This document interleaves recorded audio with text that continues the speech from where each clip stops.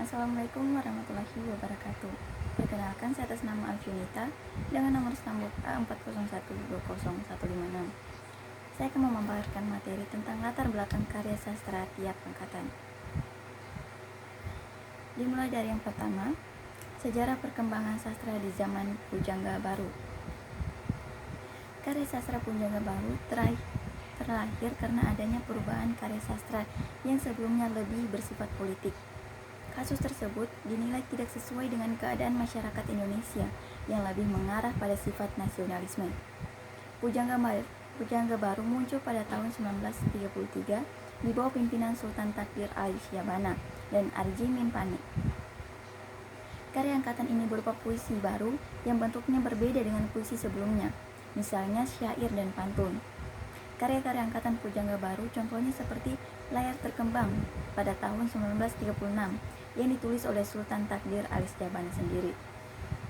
Yang kedua, kemudian sejarah perkembangan sastra di zaman Balai Pustaka. Balai Pustaka terbit sejak tahun 1920 yang dikeluarkan oleh penerbit Balai Pustaka.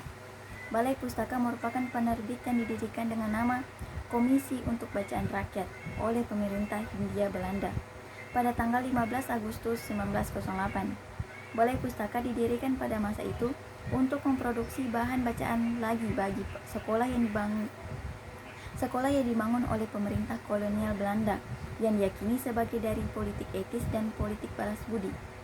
Contoh karya sastra angkatan Balai Pustaka yaitu Azab dan Sengsara pada tahun 1920 yang ditulis oleh Merari Siregar.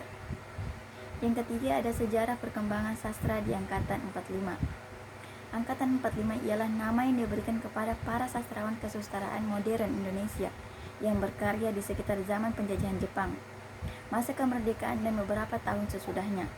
Penulis karya angkatan 45 mulai ditulis dengan bahasa Indonesia. Ada pengaruh politik yang kuat karena mendekati perjuangan memperebutkan kemerdekaan Indonesia. Yaitu pada tahun 1945, angkatan 45 lebih bercorak realistis.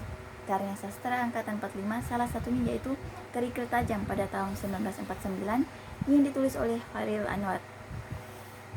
Yang keempat ada perkembangan sastra di angkatan 66. Angkatan 66 pertama kali dikemukakan oleh Habib Yasin dalam artikel yang berjudul Angkatan 66, Bangkitnya Satu Generasi yang dimuat dalam majalah Horizon. Menurut Habib Yasin, ciri-ciri karya sastra angkatan 66 dalam mempunyai konsepsi Pancasila, protes sosial dan politik, dan membawa kesadaran nurani manusia yang bertahun-tahun mengalami kezaliman, serta kesadaran akan moral dan agama.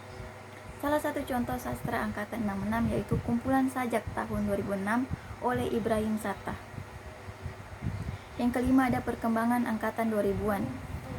Setelah wacana tentang lahirnya sastrawan angkatan reformasi, karena munculnya namun tidak berhasil dikukuhkan karena tidak memiliki juru bicara, Korilayun Rampan pada tahun 2002 melempar wacana tentang lahirnya sastrawan angkatan 2000. Pada masa ini banyak sekali pengarang wanita yang umumnya menulis dengan ungkapan perasaan dan pikiran yang tajam, serta bebas. Salah satu karya angkatan sastra 2000 adalah Laskar Pelangi pada tahun 2005 oleh Andrea Hirata. Demikian materi bisa saya paparkan. Lebih dan kurangnya saya memohon maaf. Wabillahi taufiq wal hidayah. Wassalamualaikum warahmatullahi wabarakatuh.